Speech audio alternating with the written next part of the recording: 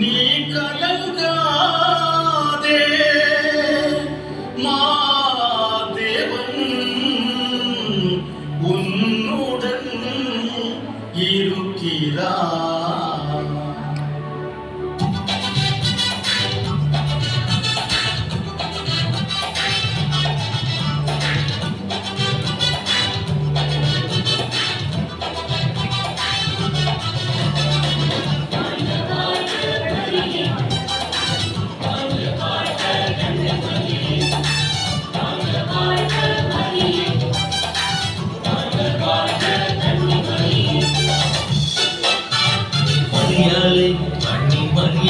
மரியாதை கலங்காதே மாதேவன் உன்னோடு இருக்கிறார்.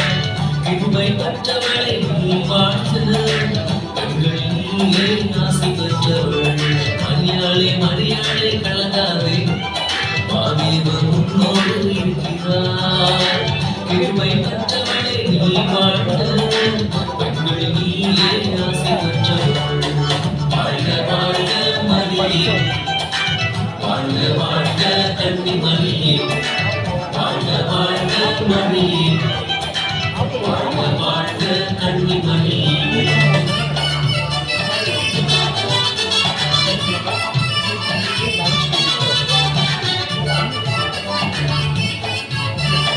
நீ ஒரு பாலனடை பெறுவாயே, நேசமுடன் இயேசு என்று அழைப்பாயே. நீ ஒரு பாலனடை பெறுவாயே, நேசமுடன் இயேசு என்று அழைப்பாயே. தாவீதின் சிங்காசனம் அவருக்கு கொடுக்கப்படும், யாக்கோபின் சந்ததியே என்றும் ஆளுவார். தாவீதின் சிங்காசனம் அவருக்கு கொடுக்கப்படும், யாக்கோபின் சந்ததியே என்றும் ஆளுவார். வாழ்க வாழ்க மரியே, வாழ்க வாழ்க கன்னிமரியே, வாழ்க வாழ்க மரியே, வாழ்க வாழ்க கன்னிமரியே.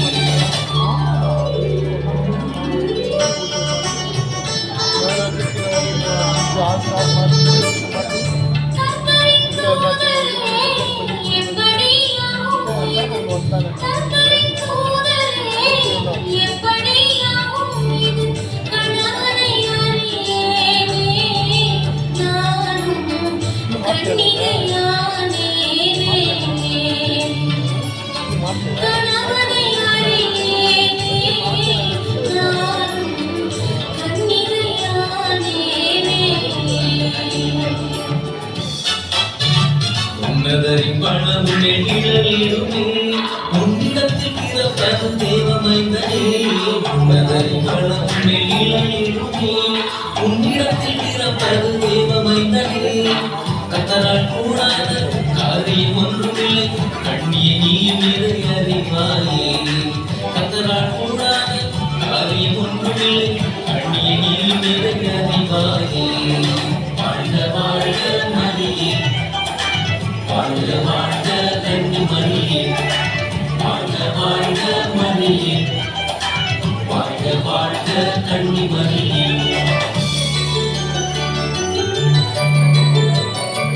நான் ஆண்டவர் கடிமை, நான் ஆண்டவர் கடிமை, உமது வாக்கின்படி எல்லாம் எனக்கு ஆகட்டுமே.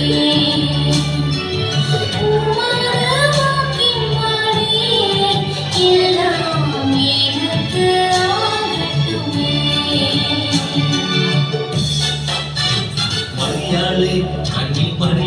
மரியாதை கலங்காதே மாதேவன் உன்னோடு இருக்கிறார். கிருபை பெற்றவளை நீ வாழ்க பெண்களில் நீயே ஆசை பெற்றவள்.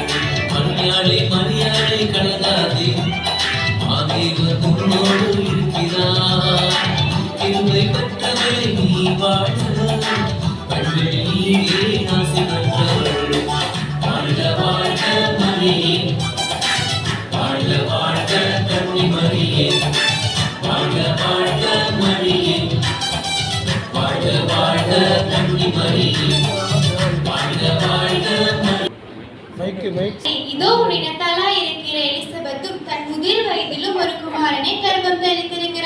மலடி எண்ணப்பட்ட அவளுக்கு இது 6ஆம் மாதம்.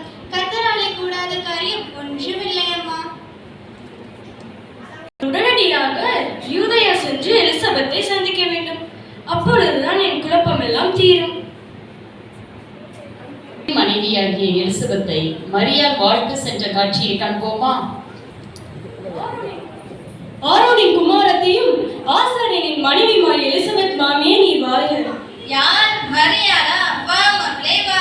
பிள்ளை பேரற்ற மலடி என்று எல்லாராலும் தூற்றப்பட்டவளே, கர்த்தரால் உனக்கு கிடைக்கப்பட்ட கற்பத்தின் கனியும் தாங்களும் நீண்டு வாழ்க. உன் வாழ்த்துக்கு நன்றி மரியாளே. என்னை பற்றி உனக்கு எப்படி தெரியும்? மாமியே, உங்கள் கற்பத்தின் நீவை பற்றி உங்கள் கணவரிடம் அறிவித்த கேப்ரியல் என்ற மதிய தூதன் நேற்று இரவு என் எதிரில் தோன்றி நான் ஒரு கர்ப்பவதியாகி ஒரு குமாரனை பெறுவேன் என்றார். அட, என்ன ஆச்சரியமாக இருக்கிறது. எனக்கும் தான் ஆச்சரியமாக இருக்கிறது. நான் கணவனை அறியாதவன் என்று தூதனிடம் கூறிய போது அவன் தான் உங்கள் கற்பத்தை பற்றி என்னிடம் அறிவித்தான். நீங்களும் உங்கள் குழந்தையும் வாழ வாழ்த்துகிறேன். மரியாதை, இவ்வளவு வயதாகியும் மலடி மலடி என்று எல்லோராலும் கேலி செய்யப்பட்ட எனக்கே கர்த்தர் இந்த பாக்கியத்தை அளித்திருக்கும் போது உனக்கு சம்பவித்திருப்பது ஒன்றுமில்லைதான். மரியாதை, நீ ஸ்திரீகளுக்குள்ளே ஆசீர்வதிக்கப்பட்டவர். உன் கர்ப்பத்தின் கனியும் ஆசீர்வதிக்கப்பட்டது. உலக மாந்தர்கள் அனைவரையும் ரட்சிக்க போகிற என் ஆண்டவரின் தாயாகிய மரியாதை, நீ என்னிடத்தில் வந்து என்னை வாழ்த்துவது நான் செய்த பாக்கியம். நீ என்னிடத்தில் வந்து வாழ்த்தின சத்தம் என் காதில் கேட்டதும் என் வயிற்றில் உள்ள குழந்தை களிப்பாய் துள்ளிற்று. இப்பொழுதுதான் என் குழப்பம் எல்லாம் தீர்ந்தது. நேசரை நான் மகனாக பெற நான் பாக்கியம் பெற்றவள் தான். கர்த்தரால் உரைக்கப்பட்ட விசுவாசிக்க மரியாதை, நீ உண்மையிலேயே பாக்கியம் பெற்றவள் தான். ஆஹா, என் ஆத்துமா கர்த்தரை துதிக்கிறது. என் ஆவியும் என் இரட்சகருமாகிய தேவனை களி கூறுகிறது. தாழ்மையால் என்னை எவ்வளவாய் உயர்ச்சியுள்ளார். மரியாதை, இது முதல் எல்லா சன்னதியும் உன்னை பாக்கியவதி என்பார்கள். நன்றி மாமியே. நான் இனி என் வீட்டுக்கு செல்ல ஆயத்தப்படுகிறேன். சென்று அவர்களே, கர்த்தர் என்று முன்னுடனே. இச்சம்பவத்தை தவிர்க்க நினைத்த யோசேப்பிடம் தேவதூதன் தோன்றிய காட்சியை காண்போம். மரியாள் கருவுற்றிருக்கிறாளாமே, குழப்பமாக உள்ளதே. இதை நியாய விசாரிப்புக்காரன் விசாரித்தால் மரியாளை கல்லறிந்து கொன்று விடுவார்கள். கூடாது கூடாது, அப்படி செய்யவே கூடாது. மரியாள் அவமானப்படவும் கூடாது, இறந்து விடவும் கூடாது. ரகசியமாக மரியாளை தள்ளி விடுவதுதான் சிறந்தது. அப்பாடா, இப்பதான் நிம்மதியா இருக்கு. இரவு ஜெபத்தை முடித்துவிட்டு படுக்கைக்கு செல்ல ஆயத்தப்படுவோம்.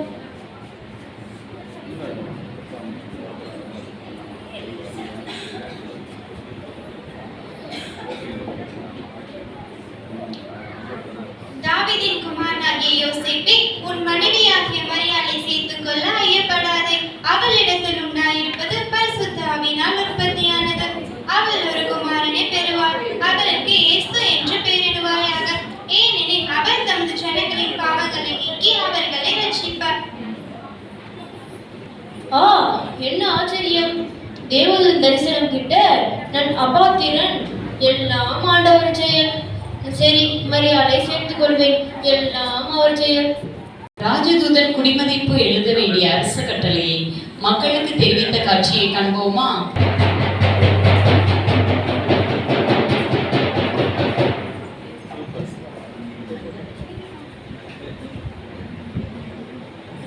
ரோமானிய பெருங்குடி மக்களே, இதோ மன்னரின் ஆணை. ரோம பேராட்சியின் ஒவ்வொரு குடிமகனும் அவனவன் தன் தன் பிறந்த ஊரில் டிசம்பர் மாதம் 25ஆம் தேதி என்று இருக்க வேண்டும். யூதனோ சமாரியனோ கலிலேயனோ உயர்ந்தவனோ தாழ்ந்தவனோ யாராயிருந்தாலும் சரி, இக்கட்டளைகளுக்கு கட்டுப்பட்டாக வேண்டும். அங்கு ரோமானிய அதிகாரிகள் வரி விதிப்பார்கள். எமது சாம்ராஜ்ய எல்லைக்குட்பட்ட குடிகளின் எண்ணிக்கையை கணக்கிடவே யாம் இந்த ஏற்பாட்டை செய்துள்ளோம். இக்கட்டளைகளுக்கு கட்டுப்படாதவர்களுக்கு கடுமையான தண்டனை கிடைக்கும். இங்கனம் ரோம பேரரசர் அகஸ்து ராயருக்காக சிரியா நாட்டு சிரேனியும்.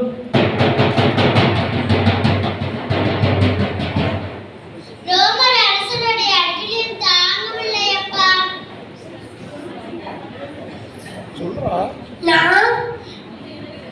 நாம இருக்கிற கஷ்டத்துல புது புது வழி வேற. இப்ப குடிமதி பெருத்துகிறதுக்கு புது வழியா?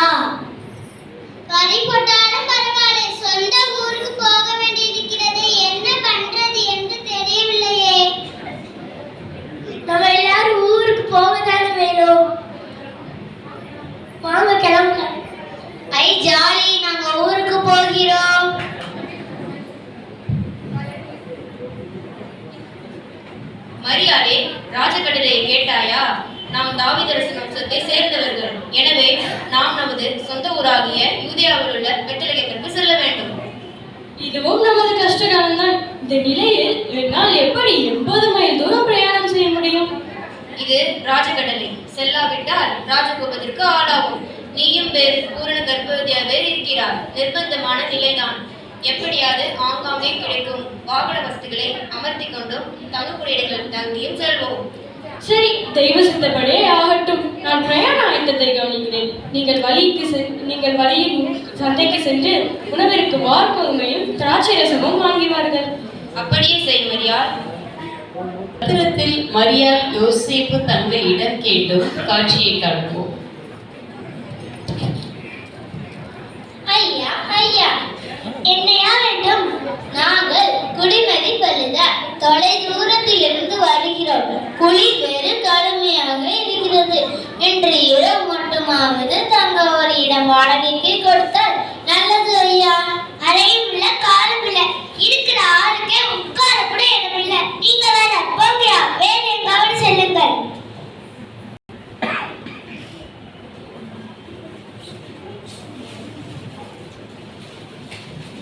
அன்பரே, நான் மிகவும் களைத்து விட்டேன். தங்குவதற்கு ஒரு இடம் பாருங்களேன். மரியாளே, அதோ அருகில் இருப்பது ஒரு சத்திரம் போல் தெரிகிறது. வா, போய் விசாரித்து பார்ப்போம். ஐயா ஐயா, யாரையா இந்த நேரத்துல வேலையில வந்து தூக்கிட்ட கெடுத்தா என்னையா அர்த்தம்? நாங்கள் குடிமதிப்பு எழுத வந்தவர்கள். இரவு தங்க கொஞ்சம் இடம் கொடுங்களேன். 1000 பேருக்கு சொன்னேடா. உமக்கு இந்த வீடு ஏன் நம்பி வருகிறது? கண்டிப்பா சொல்றேன், இடம் கிடையாது. வருமானத்தை விட தூக்கம் போடதான் மிச்சம். ஆமா ஆமா, அடியாது. என் மனைவி மரியாள். அப்படியா? ஏமா வாய் மைனுமா இருக்கே. உனக்கு இலக்கம் பார்த்தலாமா? சத்திரத்தில் இடமில்லையம்மா. மெதுவா போமா. ஆபிரகாம் தம்பி ஆபிரகாம், கட்டி கட்டி தொண்டே வந்து போச்சு. கொஞ்சம் தண்ணி கொண்டு வாப்பா. மரியாளே, நீ மிகவும் சோர்ந்து விட்டாயே. திரும்பி பாரு பாபுராம். என்னால் இது ஒரு அடி கூட நடக்க முடியாது. ஜோ மகனா ஆமனே.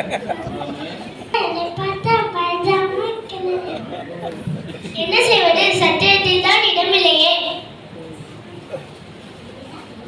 ஏன் மாட்டு தோட்டத்தில் கொஞ்சம் இடம் இருக்கிறேன், அதை கொடுத்தால். ஆம், தொழுவத்தில் இடமில்லையே. இவர்களுக்கு சம்மதமானால் தொழுவத்தை காட்டு. என்ன மாடை தொழுவமா? வாக்கியம் பெற்றவனின் உன்னத குமாரின் பிறப்பு மாட்டு கொட்டிலேயா? ஆண்டவன் சித்தத்தை என்னால் அறிய முடியவில்லையே. ஆண்டவர் சித்தமானால் மாட்டு தொழுவமே மாளிகை. சிறுவனை தொழுவத்திற்கு வழியை காட்டு. குட்டி பாப்பா.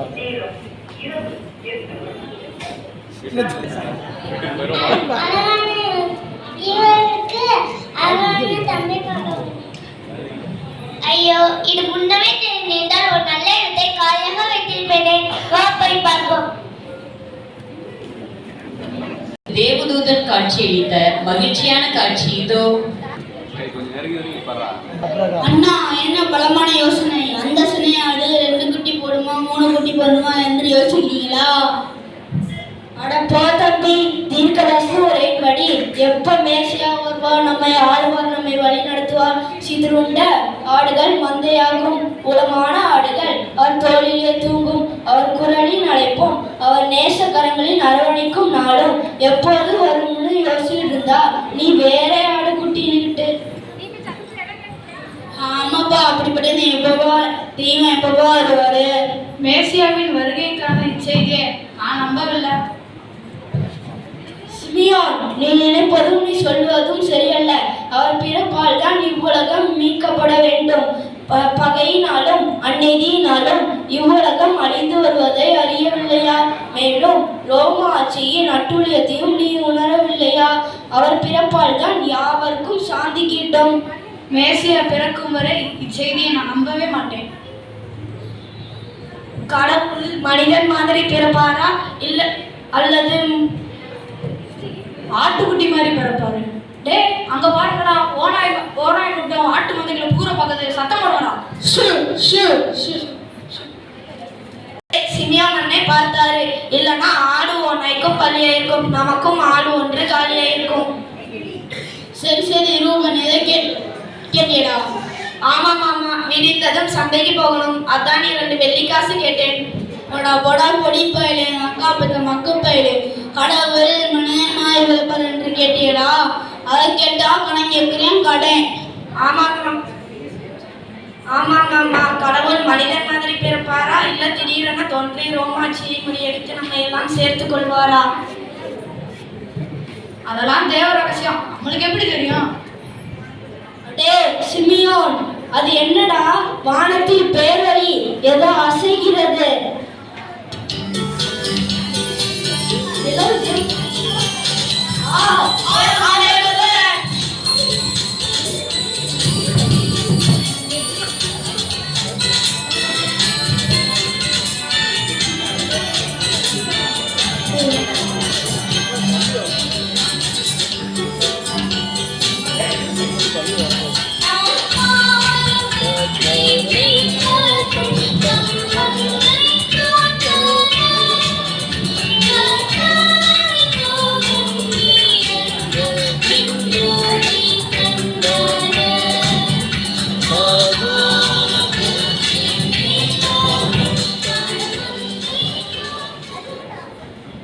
பயப்படுவதற்கும் மிகுந்த சந்தோஷத்தை உண்டாக்கும் நற்செய்தியை உங்களுக்கு அறிவிக்கிறேன். இன்று கர்த்தராகிய கிறிஸ்து என்னும் இரட்சகர் உங்களுக்காக தாவீதின் ஊரில் பிறந்திருக்கிறார். பிள்ளையை துணிகளில் சுற்றி முன்னணையில் கிடைத்திருக்க காண்பீர்கள். இதுவே உங்களுக்கான அடையாளம்.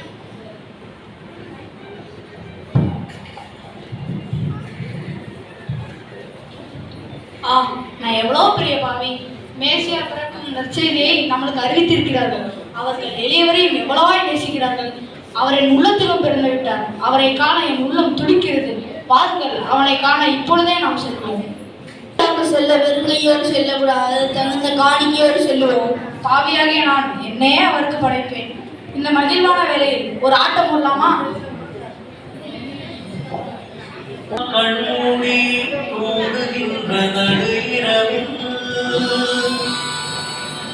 வானகத்தின் தேவதூதன் காவிரி இறங்கி வந்தார்.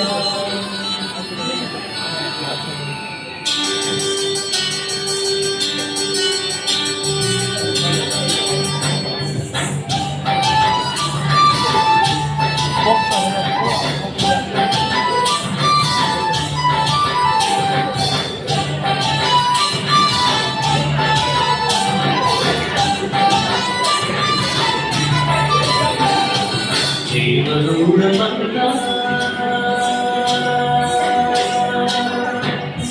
தேவதூதன் வந்தார். நல்ல செய்தி சொல்லி ஊரெல்லாம் கண்மூடி தூங்குகின்ற இரவில் உன்னதத்தின் செய்தி சொல்ல தூதன் வந்தார்.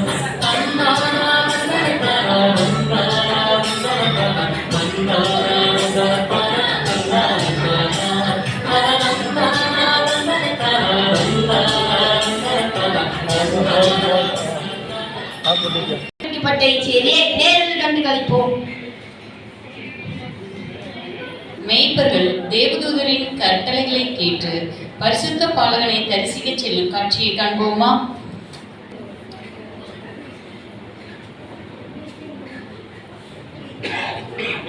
யாத்திரிகளை நில்லுங்கள், இங்கு இடமில்லை, வேறு எங்காவது செல்லுங்கள். நான் இங்கு தங்க வரவுள்ள யாத்திரியும் அல்ல. அதோ தெரிகிறதா அந்த குன்றிலும் வரும் மீட்பர்கள். நாங்கள் தேவதூதன் கட்டளைப்படி நாங்கள் வந்துள்ளோம். இங்கு பிறந்திருக்க பரிசுத்த பாலகனை ஒரு முறை தரிசித்து விட்டுவிட அனுமதி தாரும். பரிசுத்த பாலகனா, அவரை விடுபடுக்காகவா வந்தீர்கள்? அப்படியானால் கடவுளுடைய கிருபை பெரிது. வாருங்கள், பாலகனை தரிசிக்கலாம்.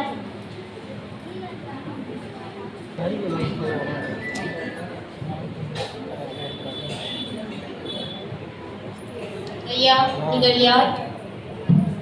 நாங்கள் அந்த மலையடிவாரத்தில் இருந்து வருகிற சீஷர்கள். இன்று நாங்கள் காண்கிறவைகள் மிகவும் ஆச்சரியமானவைகள். வானலோக தூதர்களை நேரில் கண்டோம். அவர்கள் கீதங்களின் இனிமையை கேட்டு மனம் குளிர்ந்தோம். சொன்ன மாதிரியே எல்லாம் இருக்க காண்கிறோம். மெய்யாகவே இது தேவ குழந்தைதான்.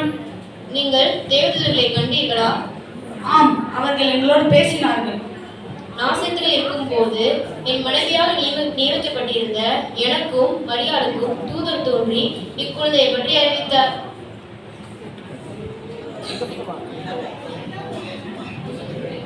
தாவீதின் வம்சத்தை சேர்ந்த கன்னிக்கும் மலையடிவாரத்து ஏழை மேய்ப்பர்கள் ஆகிய எங்களுக்கும் காட்சி தந்தார். யெகோவாவின் சந்நிதியில் யாவரும் சமம். கர்த்தர் செய்த நன்றியை நாங்கள் என்றும் மறவோம். அவருக்கே எக்காலமும் ஸ்தோத்திரமும் மேன்மையும் உண்டாவதாக. சென்று வாருங்கள். நாங்கள் சென்றறியோம் ஐயா.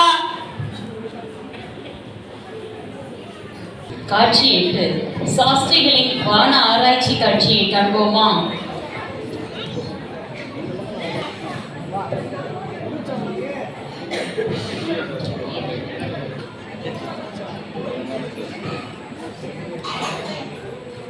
என்ன நண்பரே, இன்று வானில் ஒரு மாற்றத்தையும் காணவில்லையே.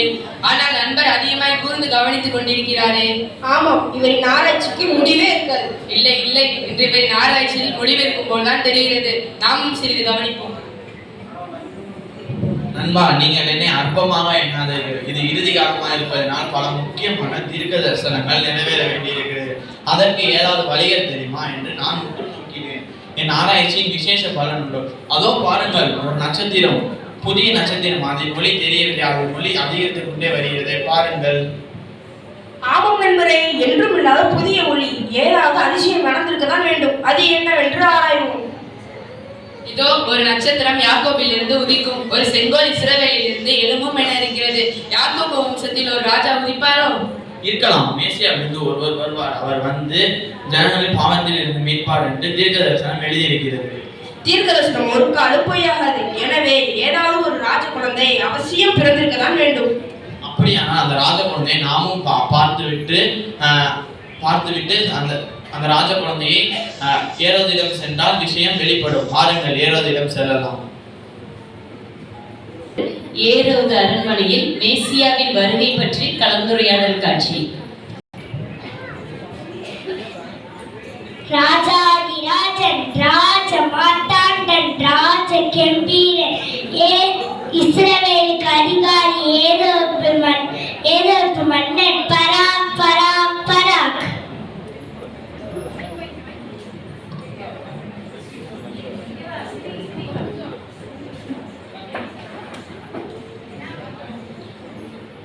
என்ன மந்திரியாரே, நமது நாட்டின் நிலை எப்படி இருக்கிறது?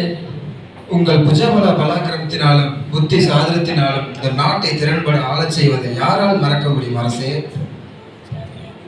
சரியாக சொன்னீர், சரியாக சொன்னீர் தளபதியாரே. நமது நாட்டின் குடிமக்கள், படைபலம், வரி வசூல் எல்லாம் எப்படி இருக்கிறது? அரசே, நீர் என்ன சாமானியரா? நீர் ஏக சக்கராதிபதியாக இருக்க வேண்டும் என்று உண்மை எதிர்த்து போட்டிய அனைவரையும் ஒன்று குவித்தீர்கள். அப்பரிசேயரின் ஆதரவோடு தலைமை குருவையும் கொன்றீர்கள். அகஸ்தியரின் ஆதரவோடு யூதரையும் ஆளுகிறீர்கள். தங்களின் ஆட்சி காலம் ரோமவர்களின் பொற்காலம் என்று போற்றப்படுகிறது அரசு. மேலும் நான் மக்களின் நன்மைக்காக சாலைகள் அமைத்தீர்கள். அது மட்டுமா, மக்களை கொள்ளையிட்ட கொள்ளை கூட்டத்தினர் ஒழித்து கட்டினர். ரோமர் பணியில் விளையாட்டு அரங்குகளை அமைத்தீர்கள். மிக மிக முக்கியமாக தேவாலயத்தையும் அதன் சுற்றுச்சுவரையும் நீர் கட்டினீர்கள். இதை நினைக்கும் போதே பராக்கிரமும் விளங்குகிறது அரசு. தங்களை காண கீழ் தேசத்தில் இருந்து வானசாஸ்திரிகள் மூவரும் வந்திருக்கிறார் அரசே. அழைத்து வா. உத்தரவு அரசே.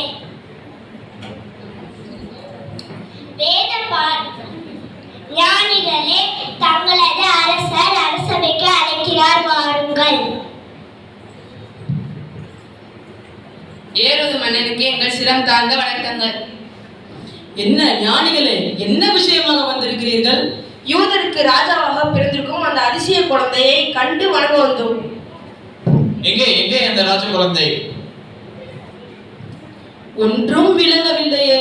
மந்திரியாரே, எனது குழப்பத்தை உடனடியாக தீர்த்து வையுங்கள். சேவகா, உடனடியாக வேத பாதகரை பிரதான ஆசிரியர் அழைத்து வா. வேத பாலகரே, பிரதான ஆசாரியரே, உங்களை அரசர் அரசவைக்கு அழைக்கிறார், வாருங்கள்.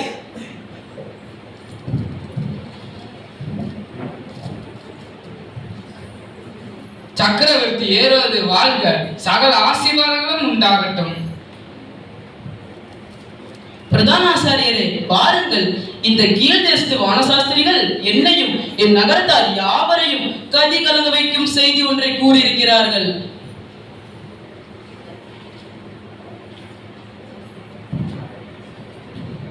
யூதராம், அதுதான் மன்னரின் கலக்கம். எனவே பிரதான ஆசாரியரே, வேத பாதகரே, அந்த புதிய அரசனை பற்றி கூறுங்கள். புதிய நட்சத்திரம் தோன்றி இருக்கிறது. அப்படியானால் அதற்கான பொருள் இதுதான். ஓர் நட்சத்திரம் யாக்கோபிலிருந்து உதிக்கும், ஓர் செங்கோல் இஸ்ரவேலிலிருந்து எழும்பும், யாக்கோபிலிருந்து தோன்றும் ஒருவர் ஆளுகை செய்வார் என்று எழுதியிருக்கிறது அரசே. ஞானிகளே, என்ன உளறுகிறீர்கள்? விளக்கமாக கூறுங்கள். இதோ அதற்கான தெளிவான விடை.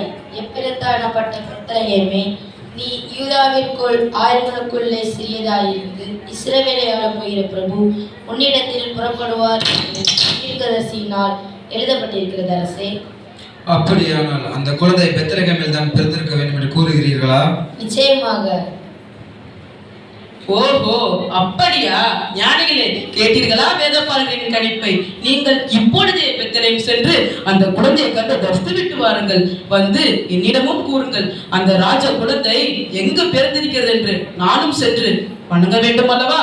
அதனால் தான். ஆகட்டும் அண்ணா, அப்படியே செய்கிறோம். நாங்கள் சென்று வருகிறோம் அரசே. சென்று விரைந்து திரும்பி வாருங்கள், சபை கலையலாம்.